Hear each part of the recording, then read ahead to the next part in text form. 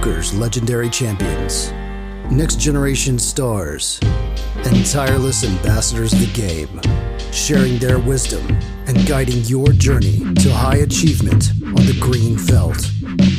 This is Tactical Tuesday on Chasing Poker Greatness with your hosts, Brad Wilson and John Chai.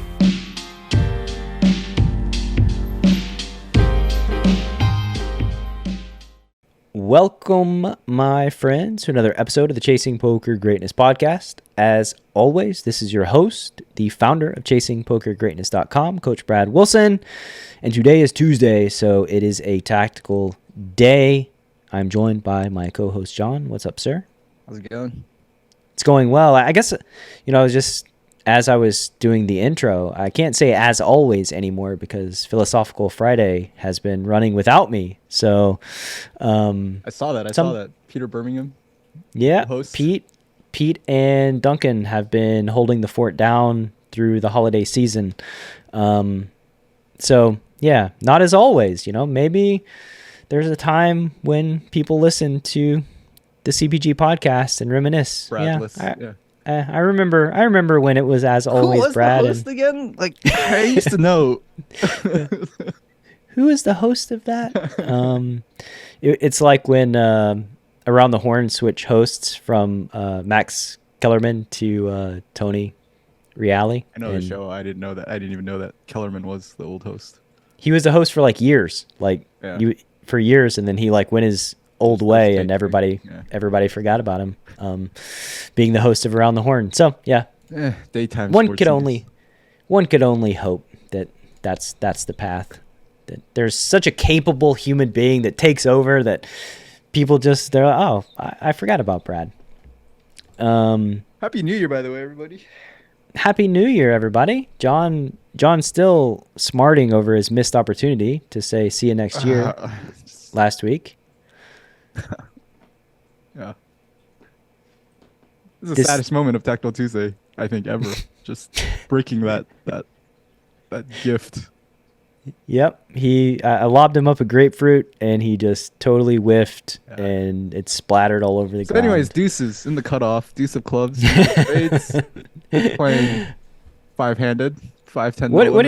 What is the theme? Do we have a theme before we... It's another loose themed episode, but really like the main part of this, the meat of this episode, I think is going to be like trying to get into like my opponent's heads and like trying to understand what they were thinking, or kind of maybe what they should have been thinking in these spots. I think this first hand especially is I don't know, at least to me was really, really interesting. And I think I don't know, I still can't tell whether it's an absolute punt or just a genius play. Okay. All right, so let's diagnose. See if we have a punter, genius, or some kind of Frankenstein hybrid mix of the two. So you open 25 with deuces from the cutoff. Yep. The small blind 3-bets you to 120. Small blind appears to be reg. Yep, appears to be a reg. We're about 130 big blinds effective to start the hand. I don't know. I mean, not too much to do here except peel the deuces. I guess there's some ranges that probably advocate for folding like the bottom pocket pairs like deuces and threes, but yeah, not my charts. Not in John land. So you do call the deuces facing the 3-bet. There's 250 in the pot. Yeah. You get a flop. Flop, really good flop. Yeah, it's not great, but it's good. What? You have a gut shot and an underpair on tray 4-6, so got a decent amount of equity here. I mean, it's probably like one of the best flops you can get without having a deuce on it, right? Great. Like, what does it take for you? 3, 4, 5, I guess. Oh my God. An open ender, flop a set. Wait, set. Oh, okay, yeah. Now we've just lost our minds. Oh, sorry. Have you ever flopped a set? Have you ever called a 3-bet and flopped a set? I mean, that's just I wasn't aware that even happens. Oh. Sorry, my apologies. I didn't realize that you chronically ran so bad in poker that you just got to like eke out your profit. 6-4-3, baby. That's great. That's great enough for me. I see. So you flop a gut shot with an underpair. Villain starts out by betting half pot. I think Anything? yeah, I was going to say I think this is very much expected. I think the pre-flop three better is likely not c-betting this board with range. So not too surprised to see that when they do c-bet, they size up slightly from like the the 1/3 range sizing. So I think anything from like half to 3/4 would be totally expected here. On this board, would you have a raising range facing this bet? Probably not facing this size. I think facing the smaller size, I can justify having more of a raising range. I think versus this size, I would play my entire continuing range as a call. Okay. All right. So you do indeed call. The turn is a 5. So now you've got it straight. Congratulations. Things are actually great. Things are actually pretty great now. You know, even though it is the dummy end, quite unlikely villain has a 7. Don't have a ton of 7s in their range. It'd probably have to be exactly pocket 7s. Maybe 7/8 suited would. Yeah, maybe 7/8 suited, but those. I'd be surprised if I saw 7/8 suited. I wouldn't be surprised if I saw 7s. I guess is. Yeah. Well, they have more combos of 7s than 7/8 suited. Oh, that's true. So it makes sense. Wasn't for that reason. Anyways. So on the turn, they go ahead and bet, which is quite an interesting selection of decisions here. So this is because where, this specific turn card in this specific spot, you would expect to be checked most always. Correct. Yeah. I was very surprised to see him bet.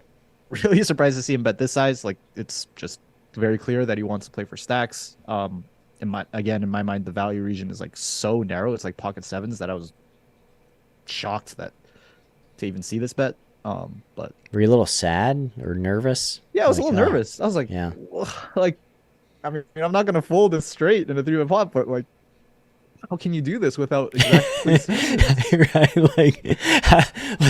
How are you not afraid of this board? I have every set. I have 7x. I have deuces, probably ace deuce suited, Yeah. like the 3 that have backdoor flush draws. Yeah. Like this is a board where like you have a lot of firepower, and they don't really have that much, and they're still betting, which is a little disconcerting. So yeah, I'm getting a little uncomfortable, but really, like, for him to bet the size here, if this is something that he does regularly, I would assume it's just way too easy to overbluff here and just barrel like king jack or something and just pretending like, or just tell yourself like, oh, they can only call with a 7. I'm just gonna rep 7x. I would guess that it's that if this player trends in one direction, it's probably the overbluffing direction if he picks this size. And I mean, it's not like you can do anything but call with deuces. You're handcuffed by the strategic implications of like you can't ever fold deuces here because you just can't. So what about a set? I'm guessing that a set is even better than deuces because a set can improve and deuces can't really improve. I mean, I think to me, like, the main thing is that he's just the value range that he's repping is so narrow that like set deuces, it's like all sort of the same thing. I think the real question is like one pair the same thing? Yeah.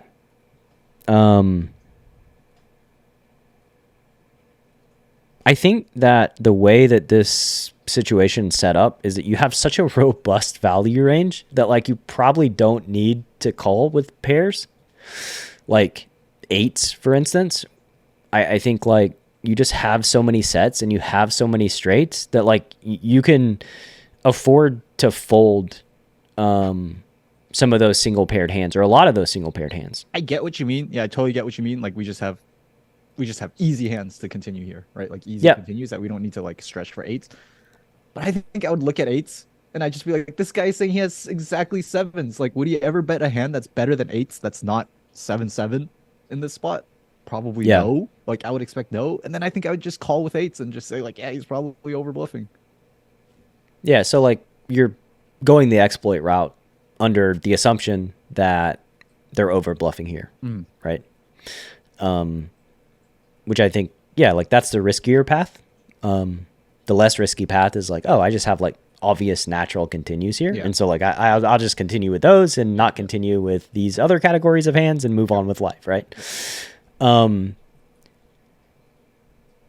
Sort of in that same vein, I guess, just as a hypothetical, like if you think villain can easily be over bluffing here, and say you have a hand like, and it's hard to find many hands on this board, like I don't know, ace queen of hearts or something that you call the flop with. Any thought of like what do you do with ace high, like, right? Or can you just click it? Yeah. If they're like over bluffing and you have like king queen of hearts, like could you just like very easily click it here and risk 740 to win 867, and like that would be a viable path too. Right. I think that's now we're like getting into like interesting land. We're like, what do we do with like, you know, like should there be a single hand that we fold versus this size? Is kind of what we're asking. Yeah, that is I think that like whenever villain deploys a strategy, and that's one of the thoughts that happens when you really think about villain strategy, that their strategy is probably pretty fragile. Like if we can make it to the point to where like maybe we just shouldn't ever fold anything, and we can just like continue in a myriad of ways with a bunch of different variety of hands, like we can basically turn a profit with whatever we have in range. Villain strategy is like pretty suspect, I think. So you call the river's the 10 of hearts, so it doesn't really change anything. I guess the only cards that would really change something for you would be like a deuce or a 7. Those would be kind of sad cards. And villain jams, and again, I'm not sure what to expect. Like, I don't know if I like this or not. But you are, as we mentioned before, kind of handcuffed to strategy. You just basically have to call deuces. And so you do. And villain shows up with kings. And I assume that, like, you know, when you were setting this hand up and you mentioned villain, like just a really interesting hand, I assume that like you're talking about villain's decision here to go for 3 streets with kings. Yes. Yeah. This was not one of the hands that I expected to see when I call. You know, just going back 1 street previous to the turn and talking about how I probably would have just called the turn with 8s because I thought this guy's over bluffing. If this guy takes sort of like a mergey value strategy with a hand like kings and decides to go for 3 streets, I would have gotten completely destroyed. And so luckily you had it straight, not 8s. Thank God. I didn't have like a pure bluff catcher. And I think that like whenever, like as you said, whenever they do sort of merge here with kings, right? Or really they're just going for thin value. Like that will destroy a high bluff catch response, right? Like that'll destroy like you calling with all of your single paired hands, like ace 5, for instance, right? Ace 5 is essentially the same hand as like, you know, deuces. Just deuces, right? Yeah. A pair, all pairs are like the same in value, but as villain adds in some of these hands, so like really they're deploying, you know, they're getting tricky here. I thought the turn thing was so cool. And like maybe I'm just like giving a punter like an extreme amount of credit that I shouldn't be, but I thought the turn was like, yo, this guy probably knows that if I bet the size on the turn, my value range should be like so tight that he's probably going to overcall, like thinking that I'm just way over bluffing here. And that's like in practice, that's not what happened in this hand because I had a straight, but like that is probably what would have happened if I had 1 pair. And so, I thought this was really cool, but I could also, you know, someone, you know, if you or another good player like came up to me and was like, yeah, this is just a punt, I'd be like, yeah, maybe it is. I can't tell. I mean, it appears that it would have worked in this exact hand, in this exact moment, had you had one of the other hands, right? Like had you had a hand that they were targeting, it appears as if it would have been a successful strategy. So like, I think, I mean, that's, I don't know, right? Like, I mean, that's the nature of like an exploitative strategy, right? Like it's either going to work really, really well if the assumptions they make are correct, and it's going to work really, really bad if the assumptions that they make are incorrect. And so like in this case, they actually made a bunch of correct assumptions unfortunately ran into a part of the range that didn't benefit from those assumptions. Right. Like he doesn't learn anything from this hand. No, he doesn't learn anything at all. Yeah. But yeah, like I think it's probably a really good exploit, and they ran into a portion of your range that like Doesn't care. they don't want to. And I think the downside to this is that they're going to run into this portion of your range quite often because this board is so heavily in our favor that like it probably, it's very clever, but it probably just falls on its face and comes apart when the reality is like this board, we have so many good hands on this board that like they're going to run into these type of hands so often. And as soon as somebody like doesn't have that thought that you had and starts folding like 8s or 9s or jacks or whatever, then they're toast. Then the only hands that continue are these kind of hands. And so like their kings are just dead in the water. Yeah. So like they really need to know the player they're playing against, and really it's just he did. It's kind of scary that he did. Like I would have fallen right into this. Yeah, I mean it's impressive that they did in this exact hand, and they still got stacked. So what would be really sad is we do all this analysis and then this guy reaches out to us and he's like, "Yeah, sorry guys, I just misread the board. I thought the turn was a 4." Yeah, like, it was just value jamming on what I thought was a non-4-liner. Yeah, I think like, I mean, one problem is like the way the 4-liner is constructed. You know, like this 3, 4, 5, 6 type of 4-liner is so much more dangerous than like a deuce 4, 5, 6, for instance, where like only one card makes the straight. Like here, a deuce or a 7, and you do have deuces and you have a bunch of 7s in your range. So like you hit it at the top and the bottom, and you have all the sets. So like you just have so many great hands on this board that I think by virtue of that, the strat's just not going to perform super well over a large. I think it's just like the rough math though. I think it's pretty close because it's 3, 6, 9, 12 combos of sets, right? 6 combos of 7s and 6 combos of deuces. So that's 24. And then A7 suited, all the 7-8 suiteds.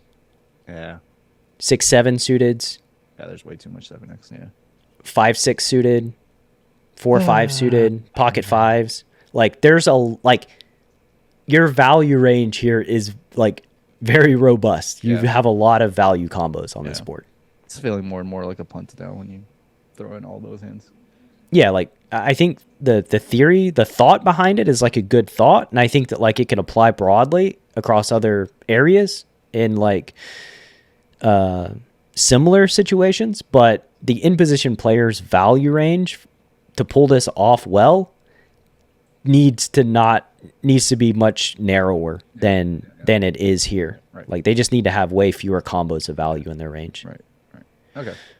All right. Crown this guy too early.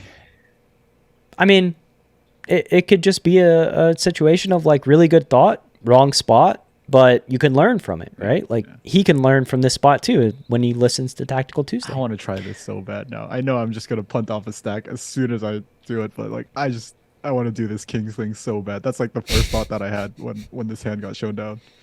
Yeah.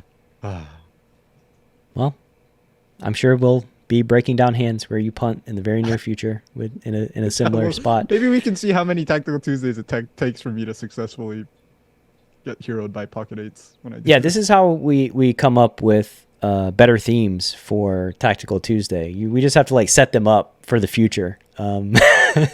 Theme is Jon tried this out and punted twice. Here are the results. Let's see if we can learn. All right, so this hand's in the books. Stick around after the break. I believe Jon wants to bust open Equilab. And for the podcast listener, I feel like I maybe missed breaking down the action here and have kind of hosed. I'll go through this hand one more time just so you're clear. Listening to the episode, we called a 3-bet with deuces. Flop was tray 4-6. Villain bet half pot. Turn was a 5. Villain bet 3/4 and we called. So 3, 4, 5, 6, we got deuces. River was a 10 of hearts, and Villain jammed for 751 and we called. So they went bet on 3, 4, 6, 5, 10 with no available flush, and we called with deuces, and they had kings. All right, so now stick around after the break. Hand number 2 coming right at you. Are you a lone wolf searching for the ultimate pack? The CPG Wolf program is a close-knit brotherhood hell-bent on one thing only: chasing poker greatness. Powered by bleeding-edge wolf strats and led by Coach Brad and his lieutenants, CPG Wolves are systematically prepared for almost any spot they'll encounter on the green felt.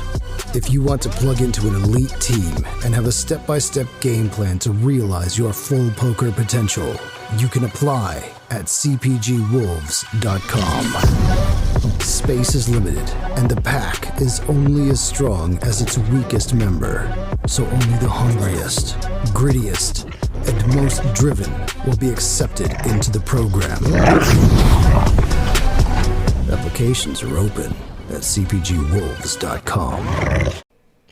All right, welcome back to the first Tactical Tuesday of the new year, 2023. Jon, we have a loosely themed episode, so why don't we jump straight into the action here? Sure. So a rare start to a Tactical Tuesday hand. The button limps. Okay. So yeah, probably a fish on the button. Small blind is a reg. ISOs to $45. Yep. We already have a decision here pre-flop with ace of spades, queen of clubs, ace queen offsuit. Whether to 3-bet or flat. Benefits of 3-betting. This hand is certainly ahead of the small blind's I-swing range. It'd be like a value 3-bet. Downside of, one of the immediate downsides I see of 3-betting is that it's very likely that the fish on the button folds. He's probably the player that's most likely to make the biggest mistakes post-flop. So kind of kicking him out of the pot doesn't seem all that exciting. Yep. So choose your own adventure novel. I'll leave the ultimate decision up to you. Kind of hard to go wrong. Just don't fold. Yeah. It's hard to go wrong. Flat. Jon To the next chooses page. the flatting path. Let's see how this works out for him. Hold your finger in Jon's flat, though. Like, hold the place in the book so you can come back to it and change it later on. If you could die a very terrible death. So Jon calls with ace queen off after the button limps and the small blind ISOs. There's 135 in the pot. The flop is king 10 7 rainbow. Jon has ace queen. It's 3 ways. The button limp called. So you flop a gut shot here. Pretty, all things considered, pretty good scenario, I think. Gut shot to the nuts.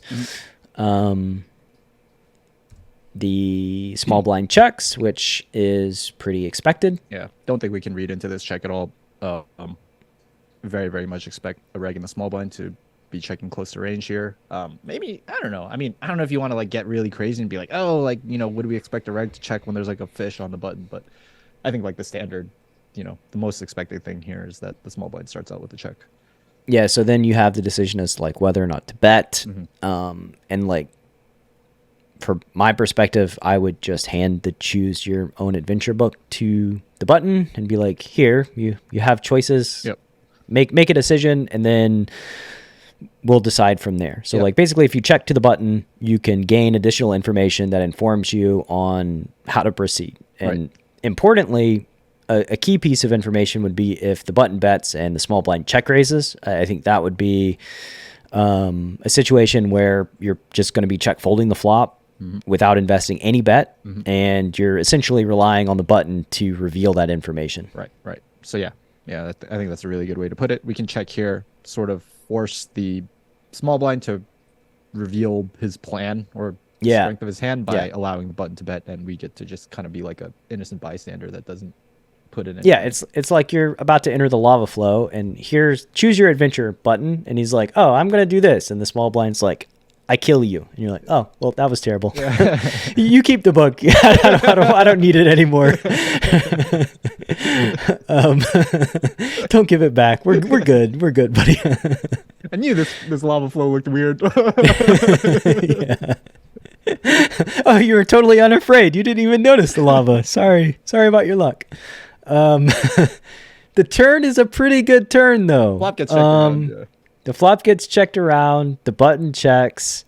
The turn is a jack of hearts. So king, jack, 10, 7.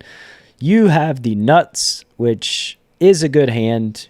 There's 135 in the pot. Everybody's got around 1,000. The button has 930, but and the small blind has 1,100. So add them together, everybody's got about 1,000. Now the small blind bets a third on the turn, and you're at another decision point here with the nuts. I think it's pretty like easy one. Yeah. Didn't think it was like a tough decision. Just gonna be raising here all day, especially facing this size. I don't think there's that much to talk about. No, I mean you have good hand. Yeah. And you don't block any pairs or sets, and like the good hand that you have is like a little bit more concealed because, as we discussed pre-flop, like it's probably a mixed strategy here where like villain doesn't know that we have like a bunch of ace queens in range, and Yeah. So you raise and you bring out the boomstick here. Is this? I don't know. It feels like the boomstick. They bet 43 into 135, and you boom it to 264. So like this is a. I was gonna ask you if you thought this was too small. Really? Yeah, it's like 6x. Pot. Yeah. I mean, he's getting 2-1. The small blind is getting 2-1 exactly when it goes. Yeah. So. I think that I would not push it. I wouldn't push the envelope. I mean, like, let's be honest here. The reality is, like, you're raising and, like, you do have, like, the top of your value range, but you don't have many low equity hands when you do this. Like, I would venture to guess that you have no low equity hand when you do this multi-way here with on this board in this situation.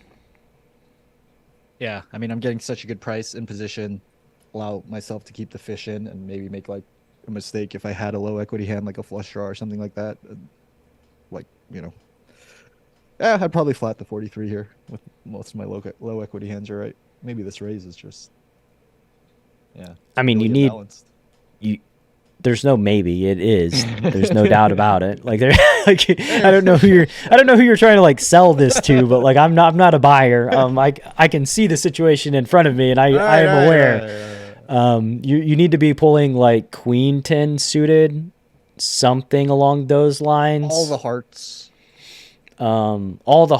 But you also like probably need to block ace queen. So like queen of hearts, something that isn't a pair and isn't a straight, because the last thing that you would want to do is like get jammed on. Yeah, that's the real reason I wouldn't be able to raise any of those hands. I'd be so scared of getting jammed on. Right, you'd be terrified of getting jammed on, right? So like, you need something with some kind of blocker properties that doesn't have a ton of equity, right, that you can sacrifice to, just sacrifice to the god of small blind having all the best hands here. Yeah, you're right. I probably don't even have that many like queen X of hearts hands to pull from, and even if I did, I'd be so scared of getting jammed on and having to fold out my equity that I would not risk it. Correct. Exactly. So you're never bluffing here. So that's the moral of the story. Since so I tanked you all the way down before calling. Yeah. Used probably spent 45 seconds before calling. Mm-hmm. Just a data point.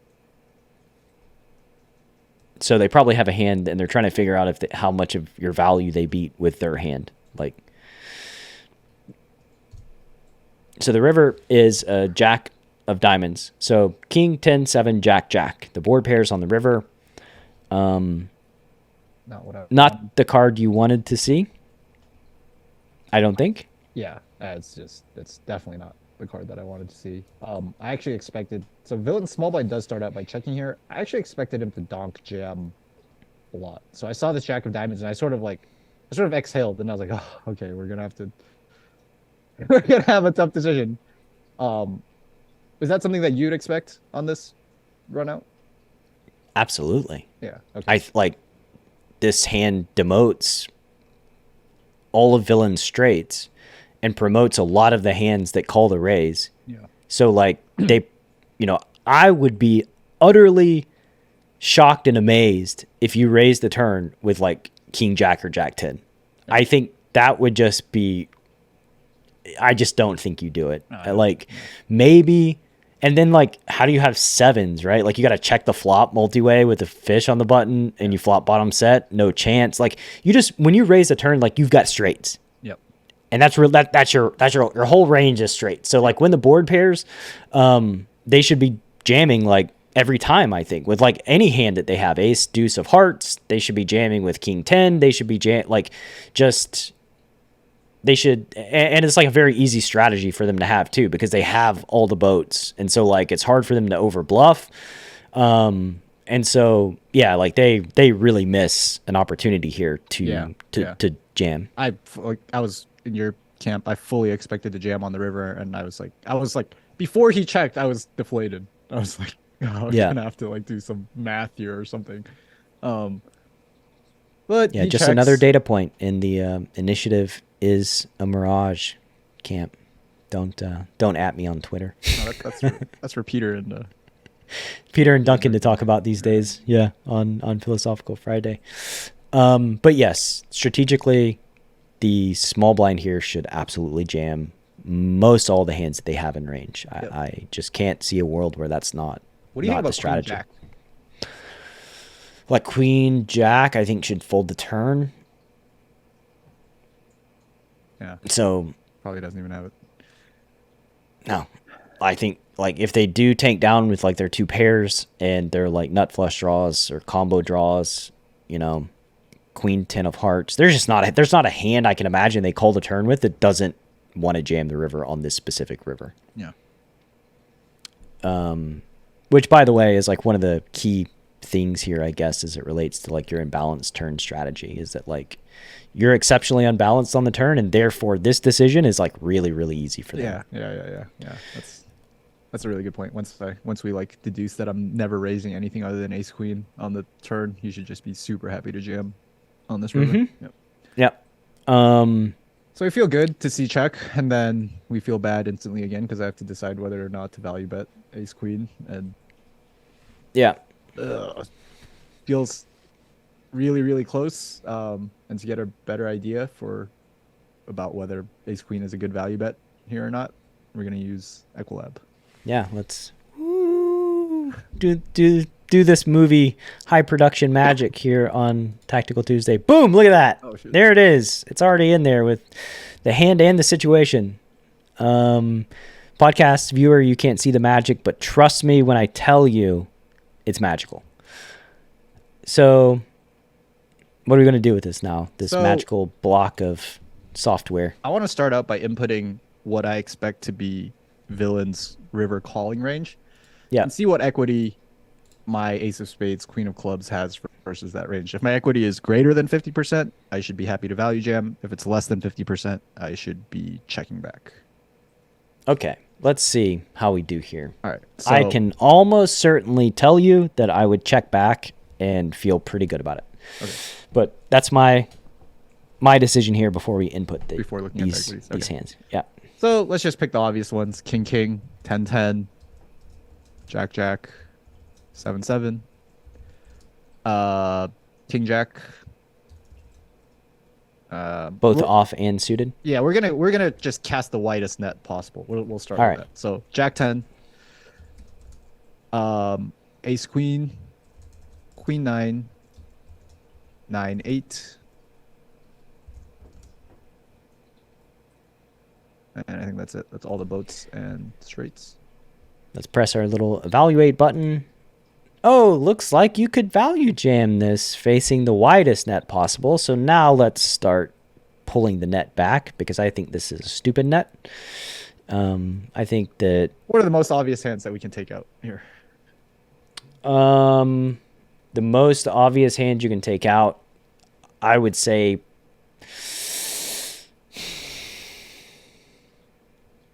So I would start with like the Queen 9 off. Queen 9 off and 8-9 off would be the two most obvious hands that I would take out. Like, I would just assume that they're not ISOing all the offsuit variety of either one. Okay. So probably Let's just take out one this. of them and assume that they do half of the offsuits. Okay. What just changed here? So take out one of them. Mm. Well, you're toast. They don't if they don't have 8-9 if they don't have 8-9 off, now you're pretty hosed here, right? Okay. That's all we need to see. Like, we can probably reduce half of Queen 9 suited. That just jams the turn. I think Ace Queen just jams the turn. Possible. Some of it does.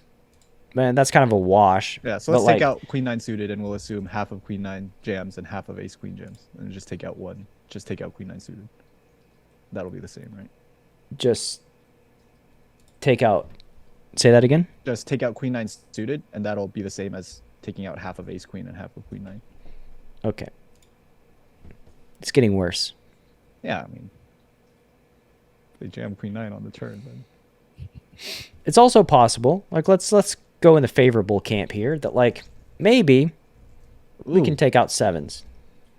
yes, Right? Since, like, maybe sevens can bet the flop. So, yeah, didn't really do much for us. It's gonna be really hard to get up to 50. Yeah, that didn't really do very Another much. question I have, if you wanted to go crazy, like just Jack 10 off all these ISO pre-flop. I don't know.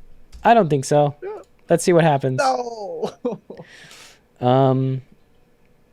Yeah, it went up, but not to the degree that you need it to. Yeah. So, I mean, essentially, like, you Oh, wow, just... you're not sharing the equity. Huh? Oh, no, never mind. Sorry, I didn't realize it showed up on the right. This is magic. You don't question magic, John. This is production, the highest quality production Tactical Tuesday has ever had. Yeah, so you should not bet the river. That's Yeah. So just intuitively... Yeah. Recap for listeners, to value bet the river, our hand needs to have 50% equity versus their calling range, 50% or more. We clearly saw that, like, in the most reasonable scenarios, our hand has around 40. And, if you make it like slightly advantageous scenario for the small blind, our equity goes down to like low 30s. So it seems like a very, very clear cut check back.